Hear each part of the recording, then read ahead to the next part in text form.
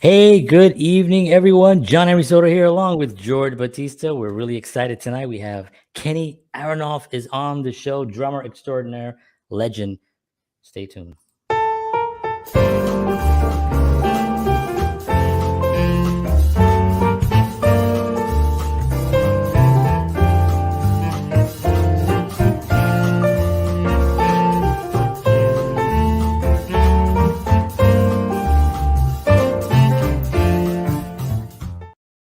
All righty. Good evening, everybody. John Henry Soto here. Welcome to tonight's show. Very excited. Kenny Aronoff is on the show this evening.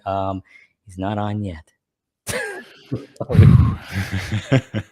we're waiting for him to enter our back office here. But in the meantime, George, why don't you tell us a little bit about Mr. Kenny Aronoff? Absolutely, Mr. Kenny Aronoff. So Kenny Aronoff, for those of you who don't know, is one of the most influential and in-demand drummers and percussionists in the world. He's entertained millions of people with his drumming. He has played thousands of records, and he has been the go-to drummer for the biggest stars in music.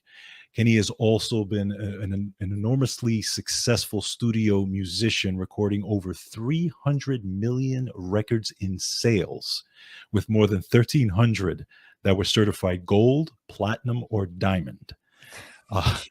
Unbelievable. Kenny is also a best-selling author, a television host, and an accomplished speaker, having taken the stage for top universities, corporations, and organizations around the world. And that's just a small snippet of what he has done. Yeah, I was looking at some of the people that he's played, with, and I'm like, what?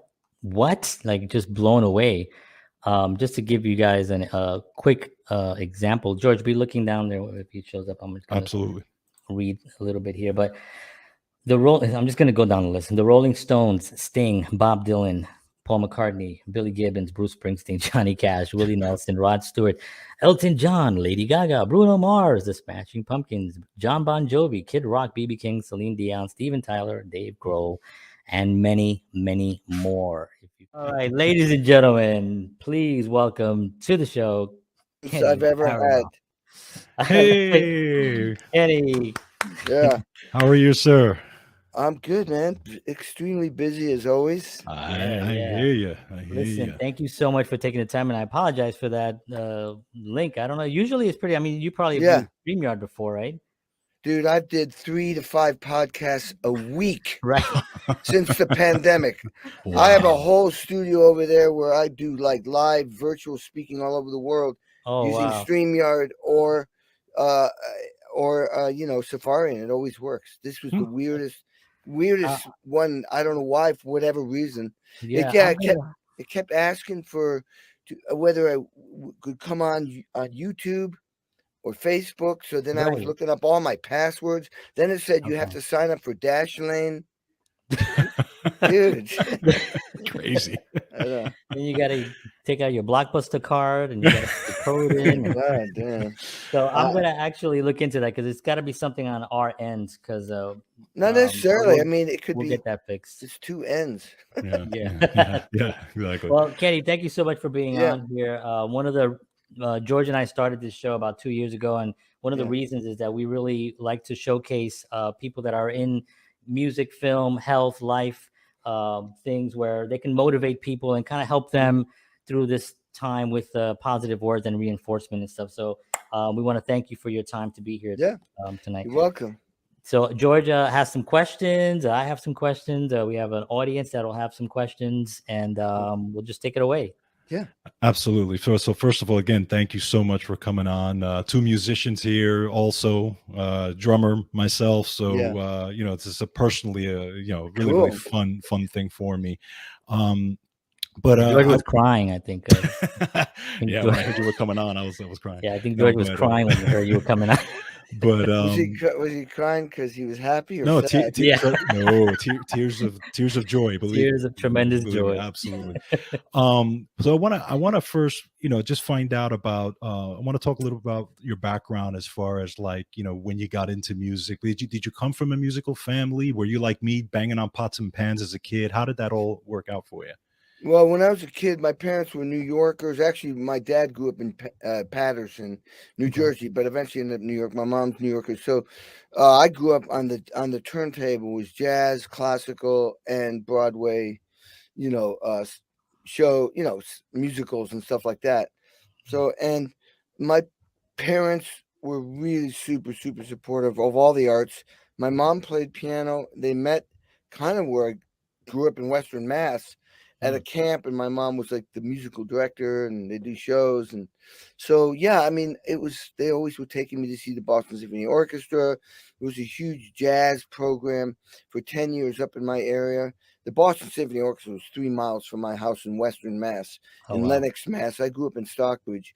And just maybe 2 miles from my house was this heavy jazz program where a lot of people from New York would come up. So I see Charles Mingus, Stan Getz, the Modern Jazz Quartet, Sarah Vaughan, Ella Fitzgerald,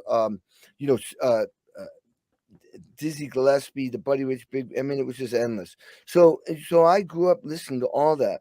But at age 10, when I was playing outside one day with my brother, my mom, yelled at us to come inside to immediately because we thought we were in trouble. But what it was, and there was nothing to watch on TV back then, trust me.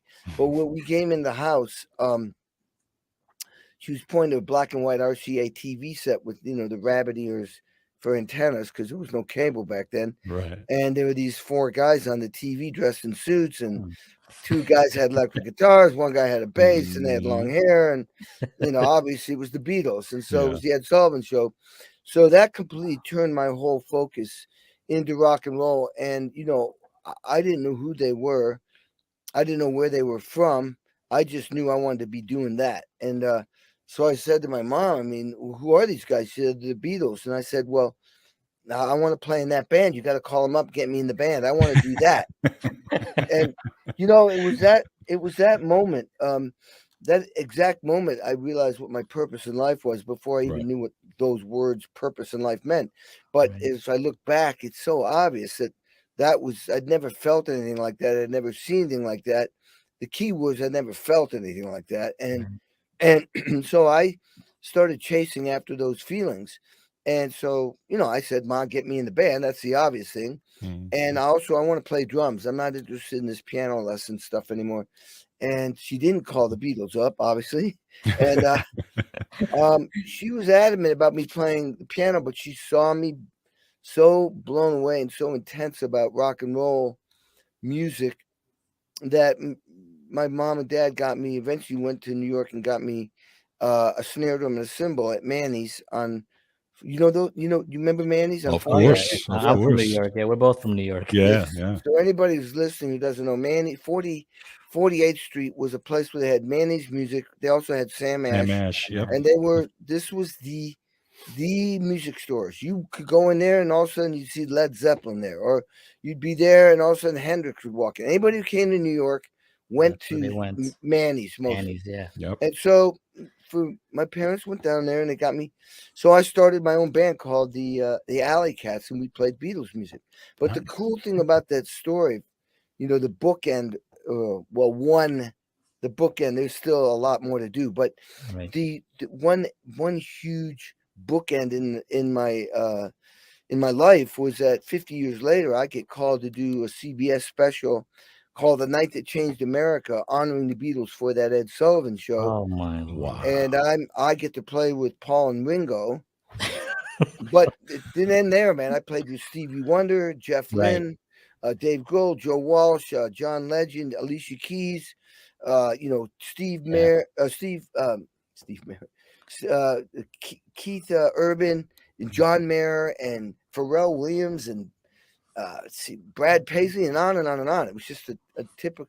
This is a typical day in my life, but it was extraordinary because it was Paul and Ringo, and that was like so iconic for me. Right, to be playing with them. Was that the everybody has like this oh my god moment in their lives? Yeah, absolutely. That must have been like just unbelievable. Yeah, because I mean, 50 years later, I mean, so many things could have happened. Right. As they did. I mean, George and John were dead. They weren't there. But I mean, The thing is that the real takeaway from it is that how, in order for me to have even gotten that call, because if you think about it, around 73 million people in North America saw the Beatles on TV, but only one drummer ended up on stage that night playing with them that saw them. Incredible. So the thing is why? Okay, well, there's no luck involved at all. It's all just from, that let's just start with purpose and passion, or your deepest desires, or your truth, whatever you want to call it. It's not up here, it's coming from here. Thank God I acted on my true feelings, what I really was about. And that propelled me and fueled me to work hard, be self-disciplined, and persevere. And what that means is, like, by the time I graduated high school, the day after I graduated high school, I was practicing 8 hours a day, 7 days a week. Now, nobody told me to do that. So that is coming from a place of desire. And let me explain a little bit more about why I was practicing 8 hours a day. I was going to school to study classical music because there was no school of rock back then. So I was doing 2 hours on vibraphone, which my parents bought at Carol's Music in New York, secondhand store, vibes. I was doing 2 hours on vibes, practicing scales and reading and technique, 2 hours on timpani, where I was practicing technique, reading, and playing the symphonies. And then 2 hours on snare drum, legit snare drum, rudiments, reading, then 2 hours on drum set. And I was in fear of, really sucking, and because in high school, I wasn't in the concert band or the symphony band or the marching band. I was in a rock and roll band, and I was a 3 letterman jock. I was an athlete. By the time I was a sophomore in high school, I was on 3 varsity sports, which was perfect for developing discipline and accountability and stuff. And you put those 2 worlds together, and I was the guy that would practice in the music school till 1 or 2 till they throwed me out, because I had that. You take that discipline, that and hard work and perseverance, fueled by that purpose, like I said, that desire, and you become unstoppable, undeniable, and very authentic, because this is who I am. So you do that for 20, 30 years, and you're going places, okay? And it wasn't an easy journey, but I did it. And so eventually, things led to everything. Just if you look at my career, it's ridiculous. It just gets, and it's still going strong, because I'm still that guy that I'm the last guy standing. I wait. I come. I stay later. I come earlier. It's just the way I'm wired. Yeah. And you also had an environment that you were able to nurture that. You were able to do that. We talked to a lot of artists, and and a lot of times they get suppressed in their homes. It's like, well, it's great that you want to do that, but get yourself something steady, get something to fall back on. And that usually is a huge mistake, or at least something that takes away from that initial passion that you mentioned. Absolutely, because what happens is, even if the kid decides to make it, he's always got that voice in his head. You should.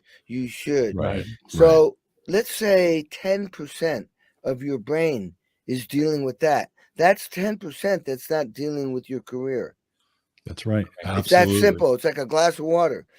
A part of it's being thrown over there to deal with that. So I was lucky. I mean, my mom, when she was alive, said to me that one of her friends from New York would say, "I can't believe you let your kid be a musician, be a drummer." The audacity! How dare you?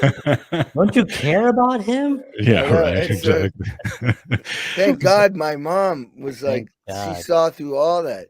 They looked at me, this is the funniest thing. I mean, when I got in, I went to UMass for 1 year, because I wasn't, I wasn't good enough in the classical realm. I used that first year really to catch up, and it was very, very overwhelming. I was way behind in music theory, music history, music literature, working in orchestras, all the classical thing, sight singing, piano, all this stuff. It's way behind. But in 1 year, I ended up transferring to the #1 school in music in the country, Indiana University School of Music. It's interesting.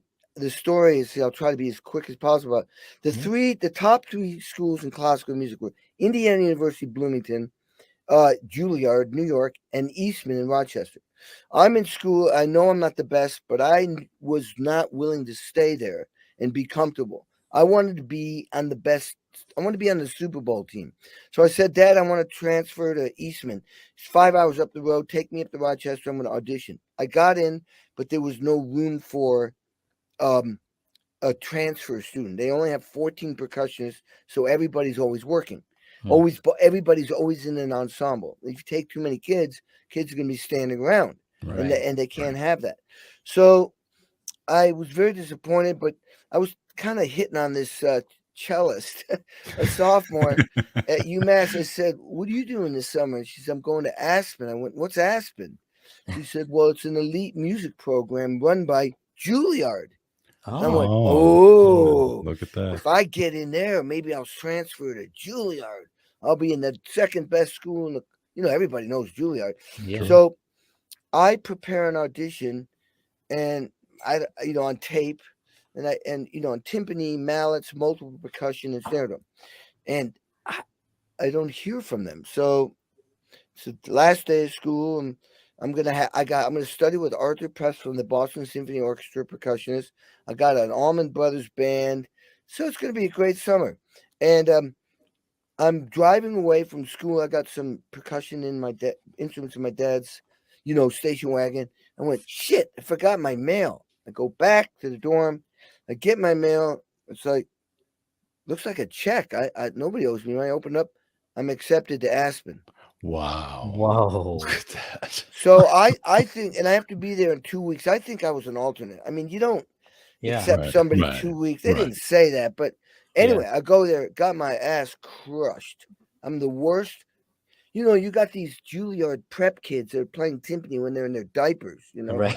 I'm playing scales and they're playing like complete, violin, cello concertos, 4 mallets, and I'm sitting there playing scales. But the teacher there taught and ran the percussion department at Indiana University. Oh my!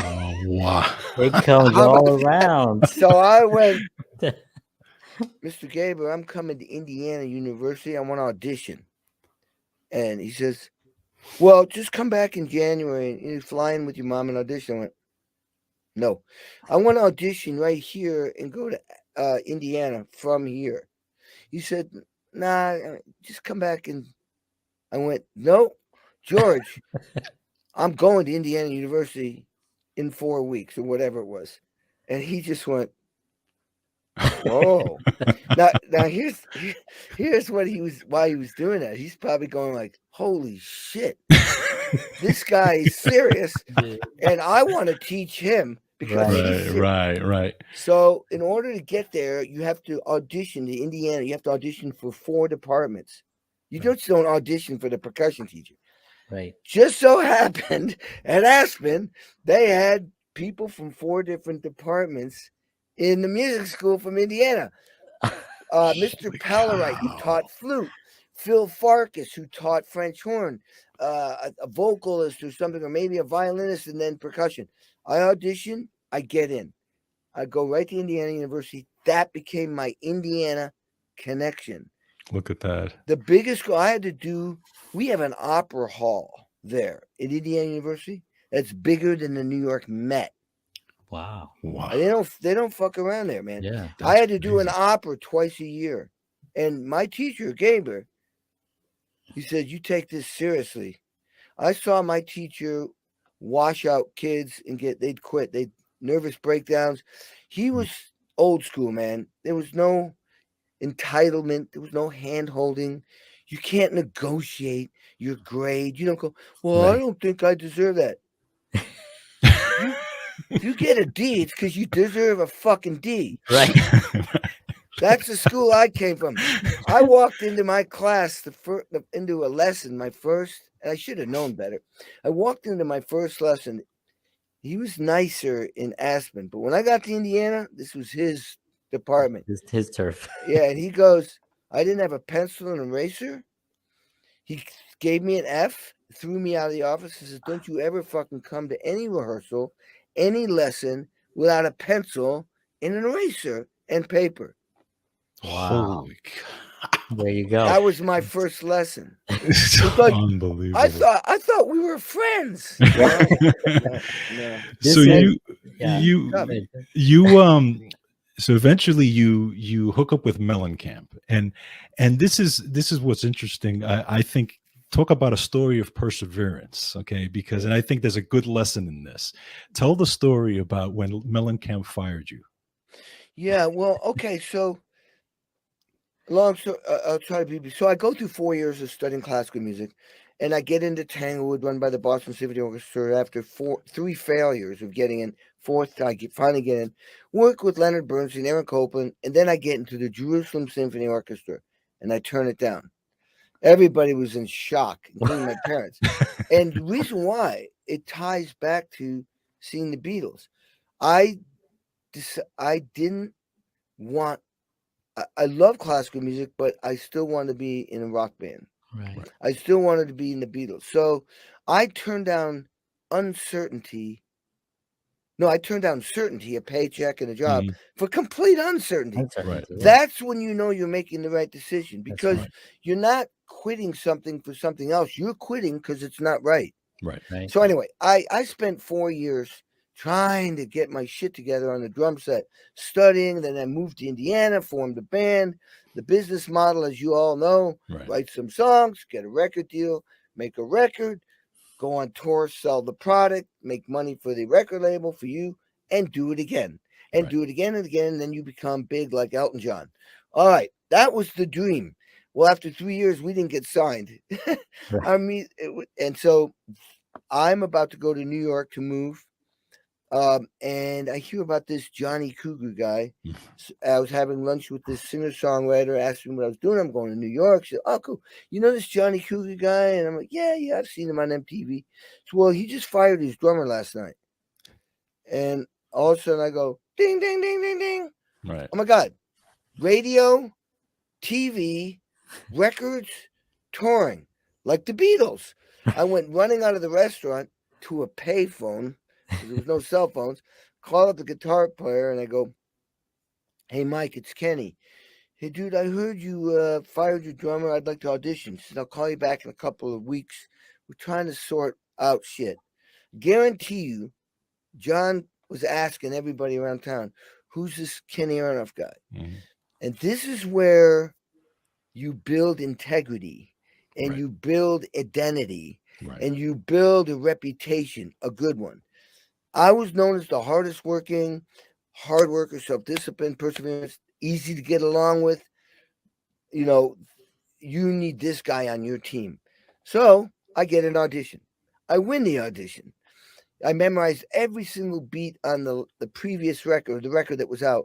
And I was kept thinking, God, man, why is the drummer play so simple? You know, feels like ba, ba, ba, ba, ba, ba, ba, boom. I'm like, this is boring. But I won the audition. I'm getting to your question. 5 weeks later, we're in LA making a record. And after 2 days, I'm like, I've told everybody, I did it. See, I stuck to my guns. I did it. I'm going to be on MTV, the radio, making a record. This is one of the new hot bands. And in 2 days, I'm fired. Why did I get fired? Here's why. Producer wanted to get this record done in 8 weeks. You know, and back then when they had tape, you had to get the drums recorded first. And then you build everything on top of that.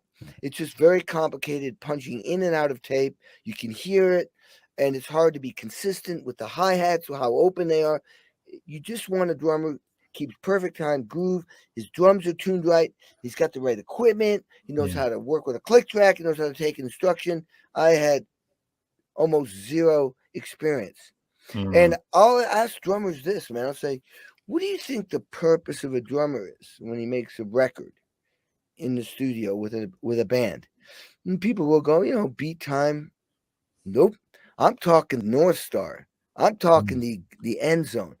The purpose is to get the song on the radio to be a #1 hit. In other words, it's not about me, it's about we. Right. I didn't know that. I mean, in all fairness, in order to be great at anything when you're young, it's all about you. Practice, practice. How do I sound? How do I look? How do I sound? How do I look? Right. And then, but to be Tom Brady, one of the greatest quarterbacks ever, he is the perfect example. And I got this verified by an NFL center. He is the epitome of teamwork, and it's about we. Right. Even though he has 7 Super Bowl rings, he's no dummy. He needs everybody to make him look great. Absolutely. And he's going to make them look great. So this was all new to me. Anyway, I'm fired. And the words that came out of my mouth in that band meeting were life-changing. Because when John said, and by the way, I didn't know the producer was firing me. I always thought John was until about 4 years ago. I said, John, what? You fucking fired me. No, I didn't. No, it was Cropper, your buddy that you went out drinking with, the producer. He's the one that fired you. Oh my God. So anyway, and by the way, I saw Cropper about 5 years ago at some blues festival in Norway. He says, man, I always knew you were going to make it. I'm like, yeah, right. Right. Yeah. Nah. So probably tells you I taught him everything he knows. Right. Well, I know John says that. Yeah. Anyway, so I said to John, no fucking way am I going home to Bloomington. Look at that. No way. So what was happening here? This is the important thing. I was in a fighter. I was in a fight mode. You know why? He was stealing away my purpose, my bliss, my happiness, my joy, my everything. Yeah. And when he told me I wasn't playing the record, I felt like a piece of shit. Yeah. I felt like a loser. I felt overwhelmed. It didn't matter that I played with Leonard Bernstein and that I was in the Boston Symphony Orchestra. What does that have to do with hits on the radio? Right. Nothing. Right. So I didn't know what this was happening. I'm looking back and I'm going, wow, I was a fight guy, not a fight or flight guy. Right. Most people would have said, oh, bummer, go home and drink beer and cuddle up to their girlfriend. I didn't see any way out. He was stealing my whole existence. This is what, and I'm like, well, what am I going to do now? And I thought, if I leave, it's definitely a done deal. So I'm scrambling, like in panic mode. Like, well, I go, well, am I still your drummer or what? And he goes, I threw him for a loop. He went, well, yeah, but you're not playing on the record. So I'm scrambling again. I'm like, well, I'm going to go in the studio and I'm going to watch those drummers play my drum parts on your record. And I'm going to learn from them. I'm going to learn all kinds of stuff watching, and I'll benefit from that. And you'll benefit because you just said I'm your drummer. Wow. Look at that. Unbelievable. He said nothing. It's not over. You think, oh, that did it? No. He says nothing. I'm like, all right, you don't have to pay me, and I'll sleep on the couch. And he went, perfect. That was the deal. I mean, you have to understand. I mean, this guy had lost his record deal already. Money was, if I'm saving him money. But man, it was the hardest 4 weeks. I felt, like I said, the loser. I was always like the most popular, the top of my game. Now I'm the outsider. And I know there was all these triggers of childhood stuff, going on. But the bottom line, they were going on. So after 4 weeks, I went home and I did learn a lot. And I played percussion on the record. And I learned a lot. And that's where I realized it's about we, not me. Look at that. And it was the biggest life lesson possible, because eventually we all have to go through that kind of lesson. And I'm glad I did it at age 23 and not wait till I'm age, 73. Right. It's amazing. And, success is always on the other side of risks. And it looks like you knew that there was that risk there, that the fear of that risk, it was a greater risk to stay and not make that decision than it was to make that decision. And when you get to that point, there's really, you can only be successful if you really have that viewpoint. Well, I have a saying. It goes like this: I'll never be as great as I want to be, but I'm willing to spend the rest of my life trying to be as great as I can be. And that's like a running back in football. They don't get touchdowns every time they get the ball. They spend their entire career trying to get in the end zone. Look at Tom Brady. I call this adapt or die. You're prepared. He's the most prepared guy in the world. I can totally relate. I'm that guy. But when he gets on and I mean mentally, physically, emotionally, and spiritually, but when he gets on the line and the ball is hiked, it literally is adapt or die. Yep. The defenses are going to confuse him. Shit happens. And here's the key takeaway. If he gets sacked or he gets intercepted or fumbles or something goes wrong, he doesn't dwell on it. No. He keeps saying, how can I get in the end zone? Because if you spend time dwelling on what is considered a mistake, and I don't believe in mistakes, those are experiences that help you become better. And in his case, at the moment. Right. Okay, we won't be doing that play again. Move that off the fucking playlist. And he's just focusing on the end zone. So we're all talking about the same thing, which was like, man, shit happens. All the most successful people, shit has happened. The lesson here is big deal. Don't dwell. That's a guarantee. The most success, you should go, oh, cool, man. I just had something happen that I didn't want to happen, but what can I learn from that? Right. Even in relationships, let's say you're married or you're dating someone you're madly in love with and it goes awry. You get dumped. You think, and the reason why I picked that, because that's a passionate thing. Mm-hmm. You're devastated. But really, in there, you guys, that's where the work is. That's where you become great. There's a gift there. There's a learning experience. I won't break it down, but there's something. It doesn't feel like you're benefiting. But if you can handle that in a simple way of explaining, if you can handle that, then you can handle other things that are way less emotional and way less impactful and way less. Your boss yells at you. Are you kidding me? My girlfriend just dumped me. Right.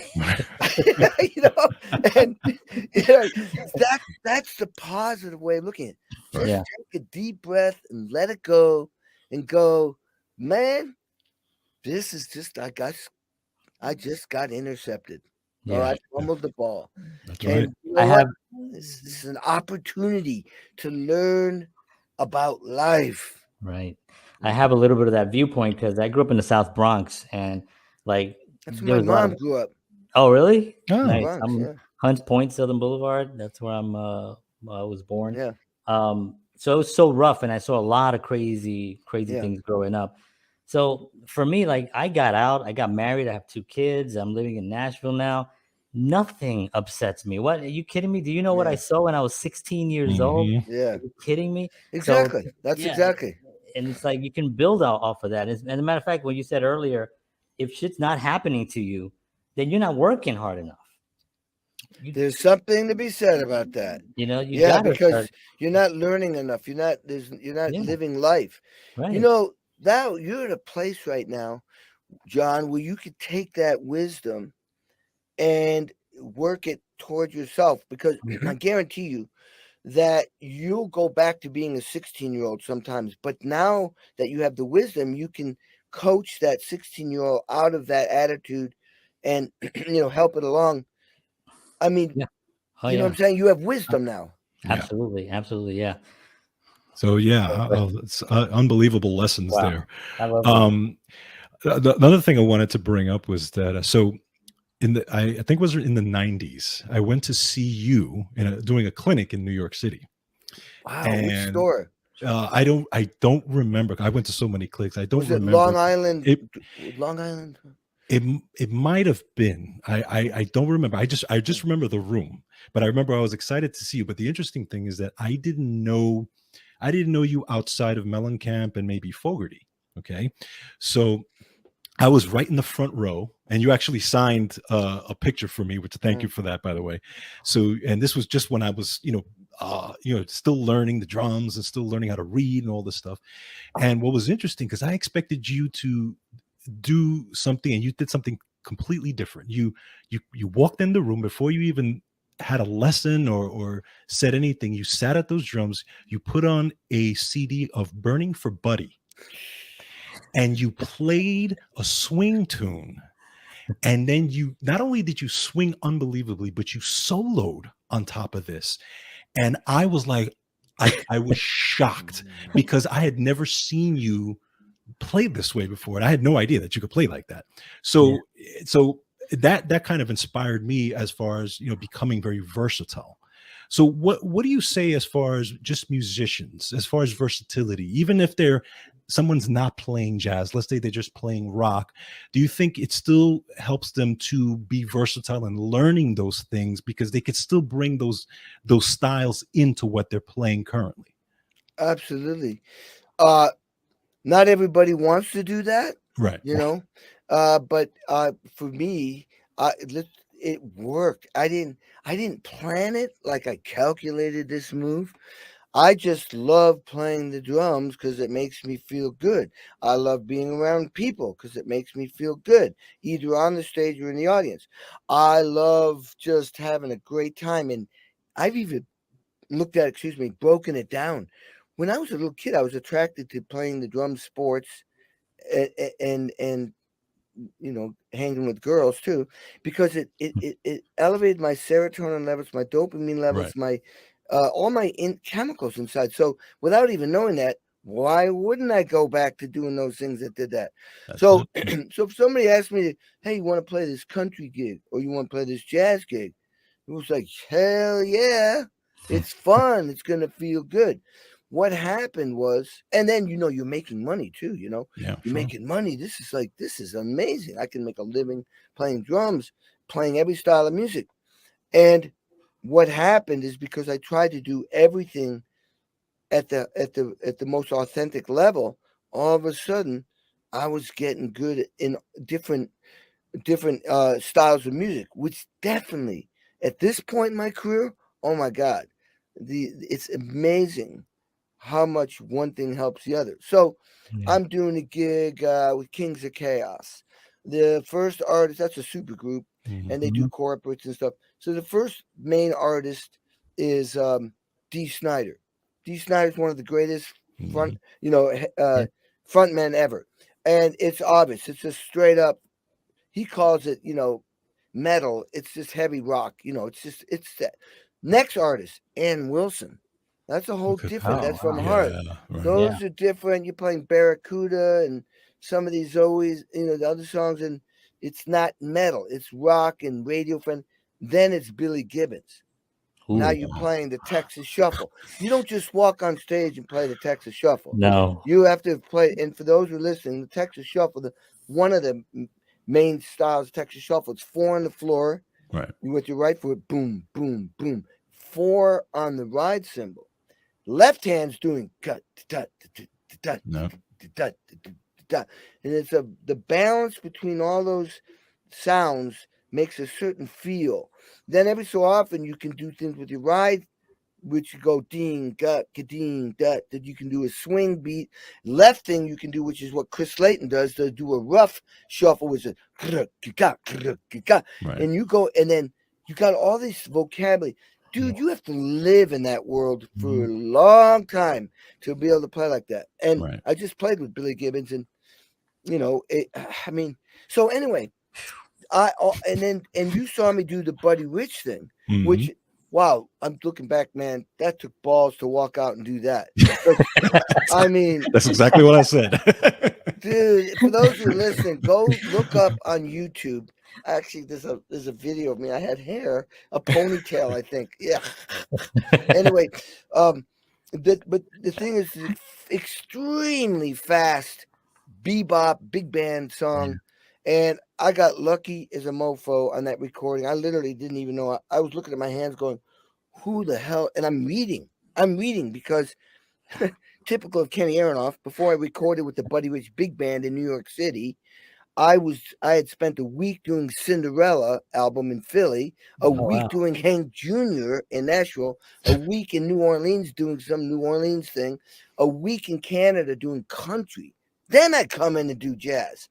But so at night when everybody went to bed, I would stay in the studio and practice from midnight to 2 a.m. those songs. So when I walked in there, I was terrified. The scariest session I've ever done in my life, because I'm playing with the Buddy Rich Big Band. These guys are the loudest, most impeccable time. If you suck, they're gonna know it. Right. and so that was a ballsy move. God, I use that as my closer, but an opener.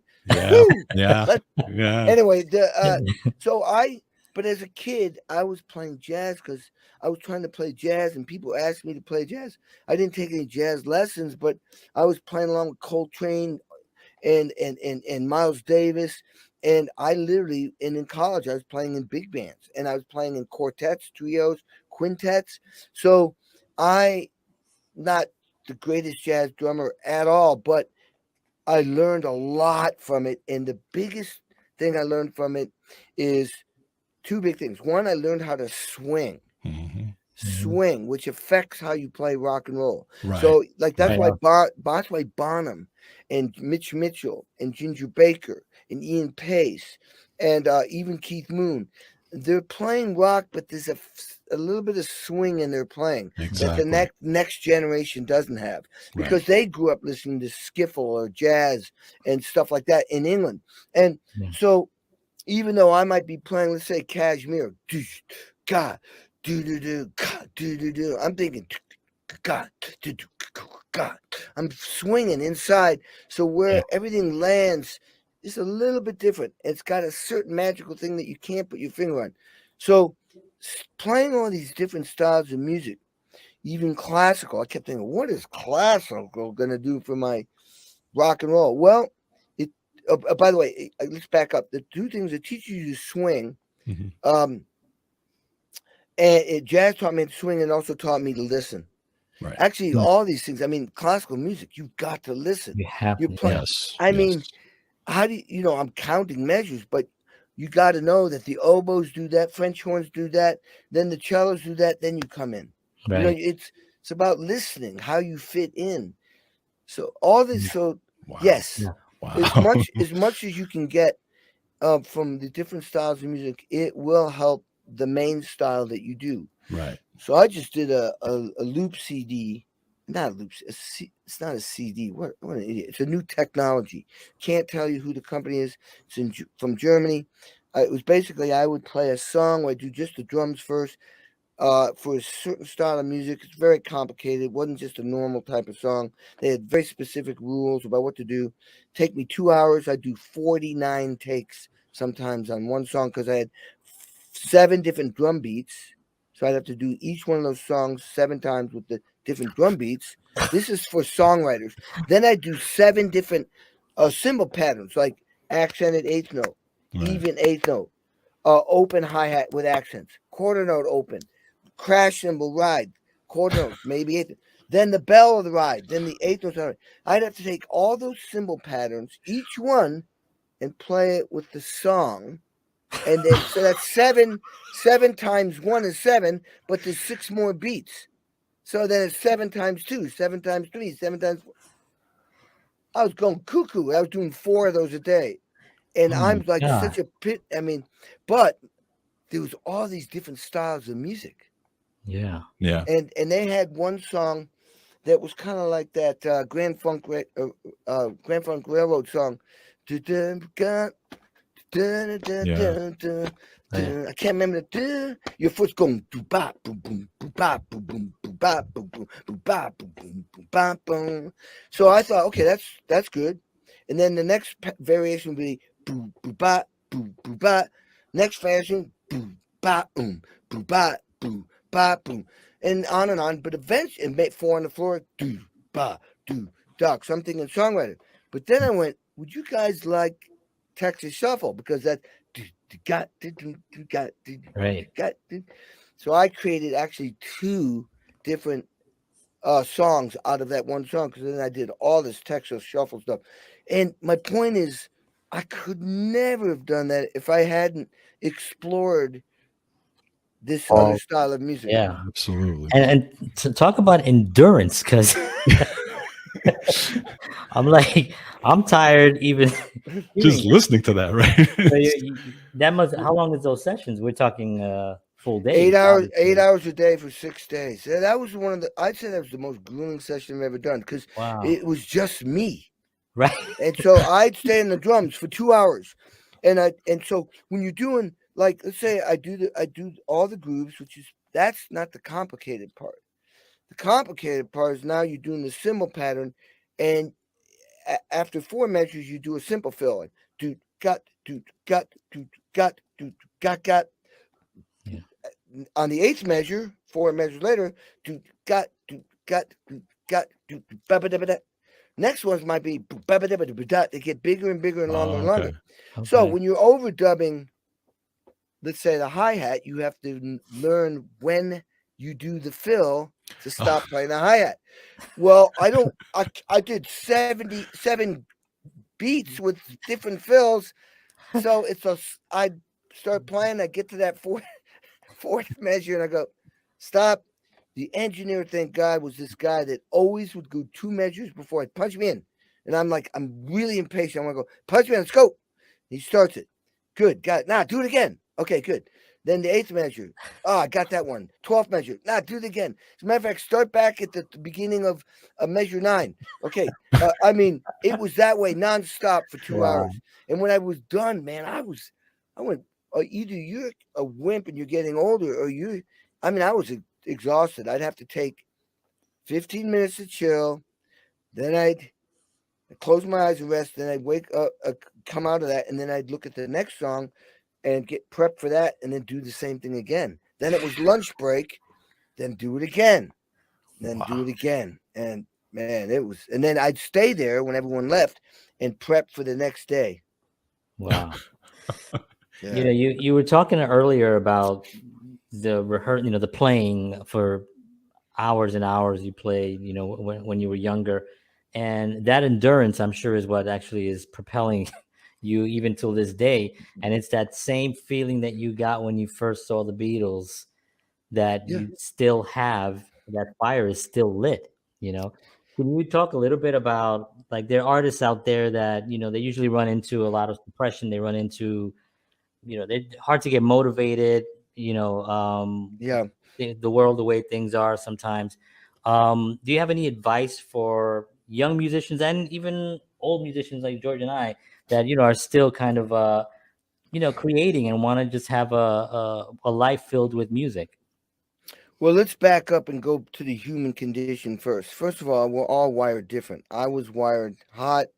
Matter of fact, my ancestors came from the Ukraine and Odessa, tough people. So, I'm fortunate in that I've got that drive and that perseverance that's built in. DNA. But yeah, if you don't have that, then you need to recognize that some people have that. And if you don't, I always tell people, just do the most and best that you can do. And you've got to ask yourself, is there more I can do? I mean, come on. It's not all about being comfortable. The thing about practicing all those hours and not loving every moment of it is that I got excited about the results. Right. That became the thing. I saw that, okay, and we do have setbacks. Everybody gets in a slump. Everybody gets like they're not motivated.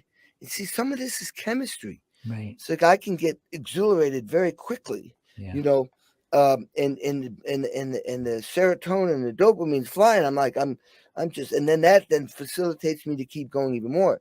If you're not like that, you just have to be aware of it so that you don't give up on yourself, because you may be just built and wired a certain way. And if you understand that, you go, oh, it's not my fault. It's just the way I am. Yeah. And so if you start putting blame in the wrong place, you could put yourself down, which could perpetually bring you down further. It'd be like if I sold somebody your dad just died. If I said I love you, even when I say your dad just died, I got, if I say I love you, even when I said it, I go, God, that feels so good. And I sat with a 7 times bestseller author once, and I remember him saying, oh man, he asked me something very personal, and I told him, and he went, oh man, I've made some big mistakes and had some failures. And I slugged him in the arm, went, no, you haven't, dude. Those are just experiences that got you right here to this table. That's while right. we're drinking wine. And the takeaway for me was, I can't believe I said that. I learned from me. I was like, I walked away. And ever since that day, I've said that to myself. I've said, you start going, I suck. No, you don't. No, we're learning to be better, Kenny. Yeah, that's a good thing. Yeah. See how the outlook is different? So Yes. if you don't want to ever put yourself down, ever. Right. You And we don't could also suck. You don't suck. Right. And we also could surprise ourselves with our, like you just said, you were like, oh, I'm learning from myself. We have that in us to actually be able to educate ourselves on those experiences if we don't take them on and kind of just put them on our shoulders and say, this is who I am now.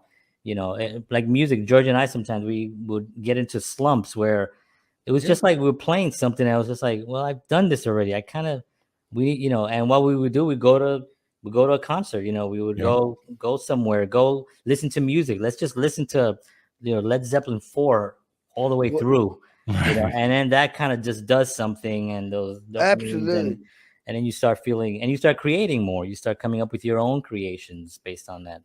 Those are great examples of doing something. Yeah. There's a point where you step out of where you are because you're not getting anywhere, and you do other things. The big thing you said was you went and did something. Right. You don't just give up and start, watching Pinocchio on Walt Disney Channel. You actually doing something. Oh, maybe I'll read. Maybe whatever it is that makes you feel good. Right. Yeah. 100%. 100%, man. Thank you. Wow. So I can't believe it's been an hour. We've been with Kenny Aronoff for an hour. And it goes by fast. Getting an amazing lesson here on life and music and challenges and taking risks and doing it all. Kenny, we appreciate you so much. Do you have anything you want to say? What are you currently working on? Is there anything that you can divulge? Well, I know you got a lot of stuff always happening. I have a lot of stuff. I have a new website that's launched, and it's important to in order to stay relevant, you have to update lots of things these days. Yeah. Websites, social media. In my case, I have an agent that books me on these corporate speaking events where I motivate on, creativity, innovation, realizing your purpose, connecting, communicating, collaborating, adapting or dying, and all this stuff. So when he's on when he goes, Kenny would be perfect for your event. I go, Kenny, yeah, he's played on 300 million records, and you hear him every day. And they said, go to his website. So seriously, dude, Esquire did Esquire did an article on me once. It was like this: the most famous drummer you've never heard of. and my mom went, that's not nice. I went, it's perfect. It's exactly the truth. Yeah. You think when you hear a Belinda Carlisle hit or Blaze of Glory, they go, and that was Kenny Aronoff on drums. No, they don't know. I was telling George earlier before we came on, I was like, do you think we can find a human being that has not heard a Kenny Aronoff snare? Probably not. I don't think so. It'll be really hard to find someone. Anyway, so that's why I've updated my website, because my agent actually sends people there. Yeah. I have a studio right here, Uncommon Studios. I do tons of recording here. I just recorded Corey Hart's biggest singles, I Wear My Sunglasses at Night and Never Surrender. I re-recorded them with a little bit more of a live feel because we're going to video us doing it for Netflix, something on Netflix on the 28th. Nice. They're filming. I'm so busy, I don't even ask why and where. So I'm doing that. I'm doing, that's coming up. Let's see. I have an audio version of my book that came out last year, Sex, Drums, Rock and Roll. The book, it's right under here. It's under here, but it's called Sex, Drums, Rock and Roll. It's a badass read. It's basically a lot about what we're talking about, but more. Yeah, and awesome. I'm going out with Joe Satriani. I recorded his last record here. Wow. We had recorded one before the pandemic, and then we couldn't tour, so we made another one. I did it here. I'm going to go out with John Fogerty in about a month. We could on and off until September. Then I go to, off with Satriani. I'm doing some Kings of Chaos gigs, which is a super group. I'm doing a TV show coming up where I play with Sammy Hagar, the Go-Go's, I think, Robbie Krieger from the Doors.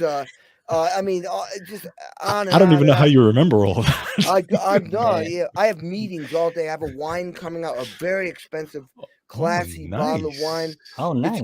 It's like a $60 bottle, but it's gorgeous. It's got a coin it's a picture of my face, but the face is a snare drum with glasses.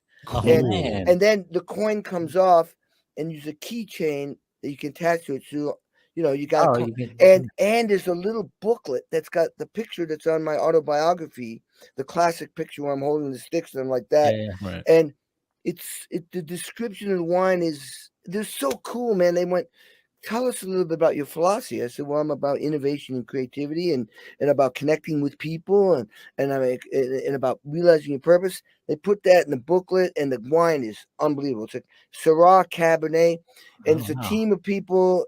So that's coming out. And I got a possible podcast that someone's going to produce. I mean, it just goes on and on. Wow. It's just, I have meetings all day long. Kenny and Friends, which is a group where me with superstar artists, that's a possibility in the future. Yeah. I've done this already on a smaller scale in LA. There's just constantly things, coming my way. That's so awesome. And they can get all that on your website, which is on the screen there. And it's also in the descriptions below, everybody, if you want to get that. I'm looking forward to that wine, though, because I want to check that out. Now, it's not on my website yet because we don't want to promote it until it's available. They're only making 600 bottles, but this and there's a charity involved. It's for mental illness, which is good. But the cool thing is they've agreed to do maybe 3 a year. Oh, okay. Nice. And because the winery is in Napa and it's a family-owned business, they're always experimenting. And everything they sent me was great. Wow. So I went, well, why do we have to just do one? It's called Uncommon Wines. Okay. The studio's called Uncommon Studios LA. Uncommon's written on my arm right there. There you go. So, because I am. That's right. One of a kind, actually. Thank you so much. Listen, you guys, so cool, man. And that's so cool. You saw me back in the day. I mean, man. It was awesome, man. Dude, thank you so much for the inspiration.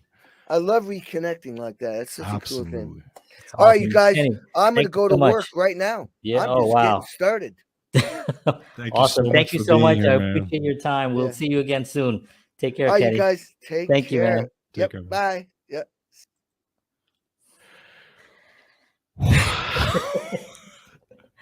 That was I don't know how he does it. Unbelievable. Yeah, I mean, what are you gonna say? Kenny Aronoff, he's just a nonstop freight train just moving down the tracks. Yeah. What surprised me the most is like how connected and spiritual and full of wisdom and you know what I mean? I mean, I guess to be at that level and to play at that, with those, at that level consistently for so long, you have to have a philosophy of life that's pretty solid. Oh, you know absolutely. What I mean? And it's growing constantly, and you're constantly willing to reevaluate and to evaluate and to look at your life and stuff. Just really amazing.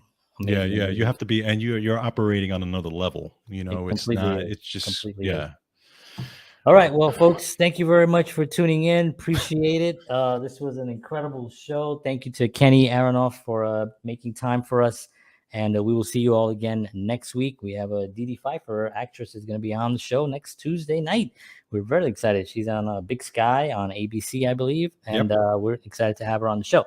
So we will see you all next week. And as always, peace.